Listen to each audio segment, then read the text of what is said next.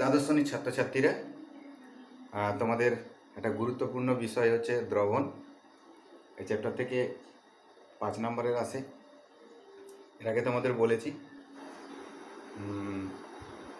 3টে qualitative property পড়ানো হয়ে গেছে। 4 নম্বর কোয়ালিটেটিভ প্রপার্টি হচ্ছে অভিসরণ চাপ। আজকে তাহলে অভিসরণ চাপ সম্বন্ধে। যাই হোক, এখন অভিসরণ চাপ জানতে গেলে আগে আমাদের আরও দুটো জিনিস জানতে হবে। এটা হচ্ছে অর্ধভেদ্য পর্দা। কি জিনিস?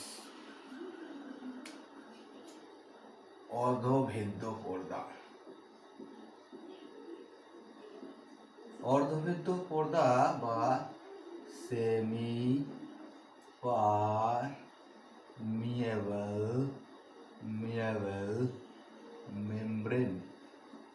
মেমব্রেন এটা কি জিনিস? সেমি অর্থে অর্ধ, পারমিয়েল অর্থাৎ পারমিশন, মেমব্রেন পর্দা। অর্থাৎ যেসব পর্দার মধ্য দিয়ে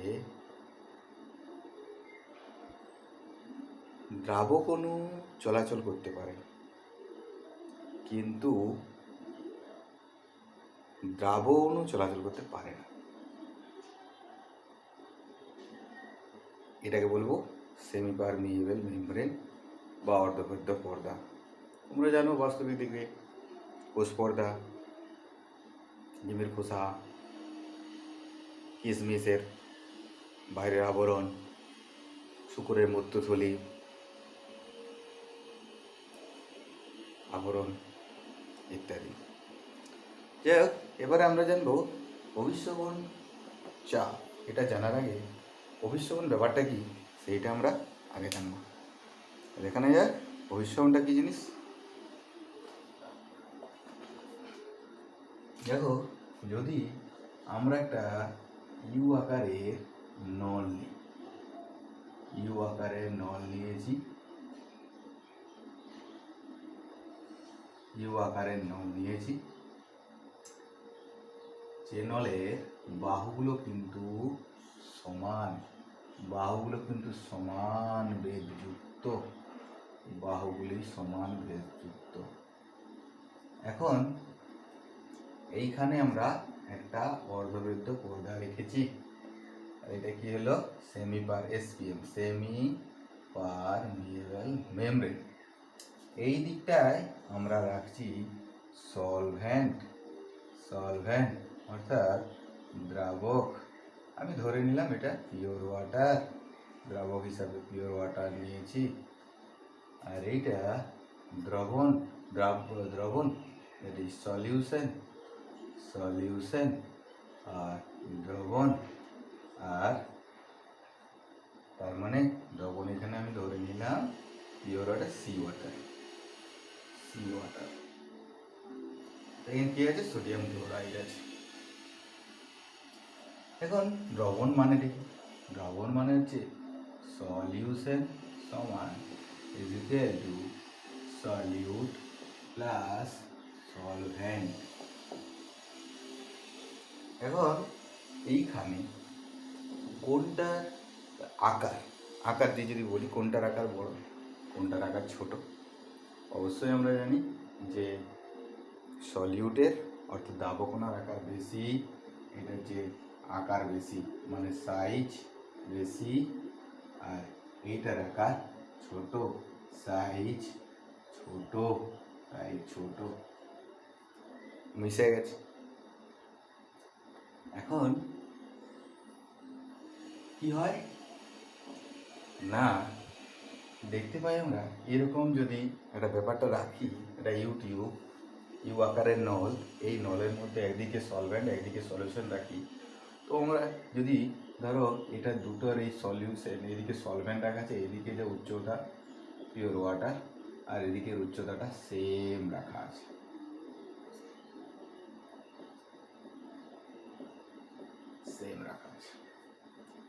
কি দেখা যাবে পর্যবেক্ষণ করলে দেখতে পাবো যে এই পর্দার মধ্য দিয়ে, এই পর্দাটা আমি লিখেছিলাম আগেই বলেছি যে দাবক অণুগুলো চলাচল করতে পারে কিন্তু দাবক অণুগুলো যেতে পারে না। তা দেখবো যে আমরা এরকম রাখলে এই দিকের লেভেলটা উঁচু হচ্ছে আর এই দিকের লেভেলটা হ্রাস পাচ্ছে। তার মানে কি হচ্ছে, এই দিক থেকে দাবক অণুগুলোর স্বতঃস্ফূর্তভাবে এই এসপিএম এর মধ্য দিয়ে চলাচল হচ্ছে, সেই কারণে এই লেভেলটা কমে যাচ্ছে, এই লেভেলটা বেড়ে যাচ্ছে। একেই আমরা বলবো অসমোসিস, বায়োলজিক্যাল প্রসেস, বা বাংলায় বলবো অভিস্রবণ। তাহলে অভিস্রবণ ব্যাপারটা কি জিনিস না, এটা কোনো একটা দ্রবণকে তার দ্রাবক এবং দ্রবণের মধ্যে যদি আমরা অর্ধবেদ্য পর্দা দিয়ে আড়াল করে দিই তাহলে দেখতে পাবো দ্রাবক অণু থেকে দ্রবণের দিকে চলাচল ঘটছে, স্বতঃস্ফূর্ত প্রবাহ ঘটছে। একে আমরা অভিস্রবণ বলি। অর্থাৎ যে পদ্ধতিতে কম গাঢ়ত্বের দ্রবণ থেকে বেশি গাঢ়ত্বের দ্রবণের দিকে প্রবাহ ঘটে তাকেই বলবো আমরা অভিস্রবণ। বেশ, তাহলে অভিস্রবণ তো জেনে গেল। এটা প্রাকৃতিক। ধরো আমরা জানি যে সমুদ্রে যারা যায় সমুদ্রের মধ্যে থাকা অবস্থায় জলের তৃষ্ণায় মরে যায়, তো চারদিকে তো জল, ওরা জলের তৃষ্ণায় মরে যায়। কেন এমন ঘটে? সুন্দর খেতে পারে জলটা, কিন্তু জানি সমুদ্রে লবণ মেশানো জল ইনটেক করতে পারে না, বহন করতে পারে না। এইখানে কী অবস্থা আছে, সি ওয়াটার, এদিকে সলভেন্ট এদিকে সলিউশন। আমার তো উল্টা হঠাৎ দরকার যে লবণটাকে বাদ দিয়ে আমি পিওর জলটা নেব, অর্থাৎ সলিউশন থেকে সলভেন্টের দিকে চলাচল হলেই আমার ভালো হতো, কিন্তু আমার লোকসান এখানে কি হচ্ছে, জলটাই চলে যাচ্ছে। তাহলে আমাকে কিছুটা করতে হবে। আগে বলবো করতে তো হবে, তার আগে কেন ঘটলো আমরা জানবো সায়েন্টিফিক। কেন ঘটলো না, একটা ব্যাপার আছে। আমরা জানি জল উঁচু স্থান থেকে নিচু স্থানের দিকে যায়, তড়িৎ উচ্চ বিভব থেকে নিম্ন বিভবের দিকে যায়। সেই রকম পদার্থ উচ্চ রাসায়নিক বিভব বা কেমিক্যাল পোটেনশিয়াল থেকে নিম্ন কেমিক্যাল পোটেনশিয়ালের দিকে যায়, সম্পূর্ণ পদার্থটিকে যায়। আর কি করতে হবে, এই বিভবটা সমান করার তাগিদে, রাসায়নিক বিভবটা সমান করার তাগিদে জল কি জন্য যায়, উচ্চতাটা সমান করার তাগিদে। সেমভাবে এক্ষেত্রেও হয়। তাহলে আমরা কি এটা আটকাতে গেলে কিছু একটা করতে হবে। কি করব, এই সলিউশন সাইডে আমরা যদি একটা ফ্রিকশনলেস ওয়্যারলেস পিস্টন রাখি, এইখানে যদি প্রেসার বা চাপ দিই, চাপটা বাড়াতে বাড়াতে বাড়াতে এমন একটা সময় আসবো যখন দেখব যে এই যে স্বতঃস্ফূর্ত প্রবাহ দ্রাবক থেকে দ্রবণের দিকে এটা বন্ধ হয়ে গেছে। তখন এই সর্বনিম্ন চাপটাকে বলবো আমরা অভিস্রবণ চাপ। অভিস্রবণ চাপকে আমরা পাই দ্বারা ডিনোট করি। পাই সমান হচ্ছে অভিস্রবণ চাপ বা অসমোটিক প্রেসার। তাহলে অভিস্রবণ চাপের আমরা যে সংজ্ঞা আসি তাহলে কি দাঁড়াবে, সংজ্ঞা যদি আসি তাহলে বলবো যে দ্রাবক অণু আর দ্রবণের মধ্যে যদি অর্ধবেদ্য পর্দা রাখা হয় তাহলে দ্রাবক থেকে দ্রবণের দিকে স্বতঃস্ফূর্ত প্রবাহ হতে থাকে।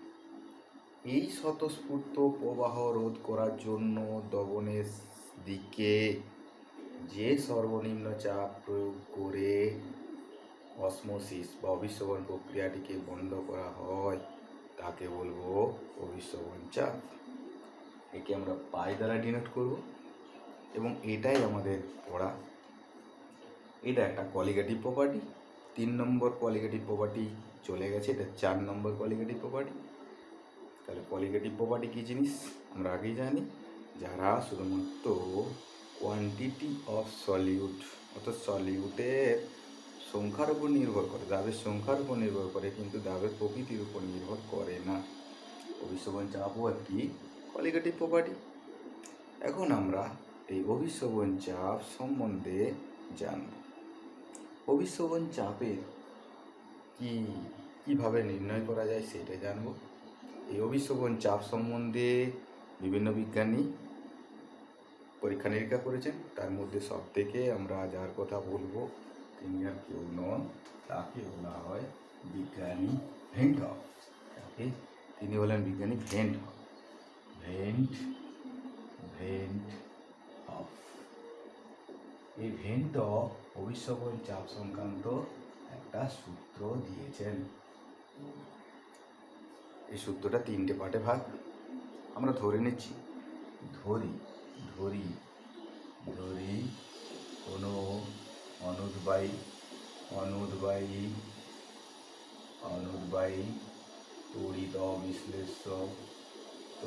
অবিশ্লেষ্য কঠিন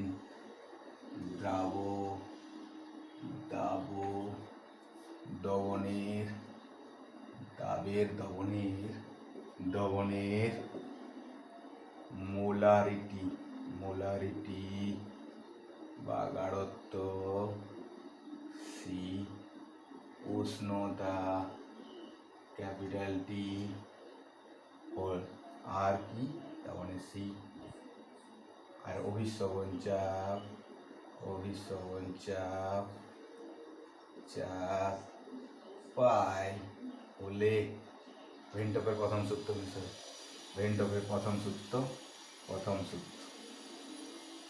কি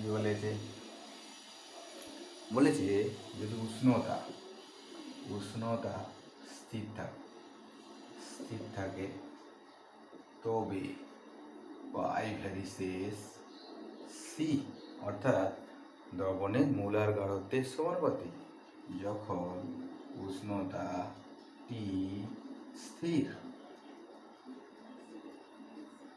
আবার দ্বিতীয় সূত্রে কি বলেছে? দ্বিতীয় সূত্রে বলেছে যে উষ্ণতা নয় গাঢ়ত্ব সি স্থির থাকলে পাই ভ্যারিসেস টি যখন সি স্থির। তাহলে আমরা কি করব? একত্রে আসি। আর একটা সূত্র আছে, সেটা কি? সেই সূত্রটা হচ্ছে তৃতীয় সূত্র। যদি তাহলে একই পরিমাণ দাবকে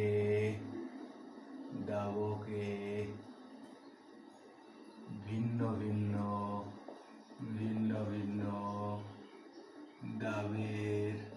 দাবের সমমূল দ্রবীভূত করে ভিন্ন দুটি দহন করলে তাদের অভিশ্রবণ চাপ পাই একই হয়। অর্থাৎ এটা কলিগেটিভ প্রপার্টি। অর্থাৎ দুটা জল সমপরিমাণ জল নিয়েছি, একটাতে সমমূল ইউরিয়া নিয়েছি, একটাতে সমমূল চিনি নিয়েছি, ভিন্ন ভিন্ন দুটো দ্রবণ করেছি, দেখছি তাদের অভিশ্রবণ চাপটা সেম হয়।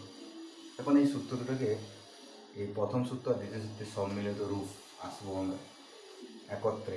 তাহলে দুটো সূত্র যদি একত্রে করি তাহলে কি দাঁড়াবে? একত্রে কি প্রথমে পেয়েছিলাম কি? 1 নম্বরে পাই ভ্যারিসেস সি যখন টি স্থির। আবার 2 নম্বরে কি পেয়েছিলাম? পাই ভ্যারিসেস টি যখন সি স্থির, যখন টি স্থির সি স্থির। তাহলে একত্রে কি পাবো? একত্রে পাই ভ্যারিসেস সিটি যখন সিও টি। চলো, অতএব আমরা কনস্ট্যান্টে গুণ করবো। পাই সমান কে সি টি, এটা কি বলবো, কে সমান ভেদ ধ্রুবক, এই ভেদ ধ্রুবকটাই দেখা গেছে কে কে কে কে আর এর ধরা হয়, অর্থাৎ এটা লঘু দহন গ্যাসের মতো আচরণ করে, gas constant universal gas constant আর এর সাথে কে সমান হয়। তাহলে আমরা কি পেলাম, পাই সমান সিআরটি, পাই সমান সিআরটি, অতএব পাই সমান আমরা কি পেলাম সিআরটি। এইটা একটা বিরাট গুরুত্বপূর্ণ সূত্র, ভেন্টুকের সূত্র। এখান থেকে আমরা অভিসরণ সংক্রান্ত সমস্ত প্রবলেম করব। এখন সি সমান আবার আমরা যদি ধরি যে ভি আয়তনে ভি আয়তন দ্রবণে যদি এন মোল দ্রব্য যোগ করা হয় তাহলে সি সমান কী হবে, এন বাই ভি। তাহলে এখানে আমরা কি পাবো, অতএব এখান থেকে কি পাবো না, পাবো পাই সমান এন বাই ভি ইন্টু আর টি, বা পাই ভি সমান এনআরটি।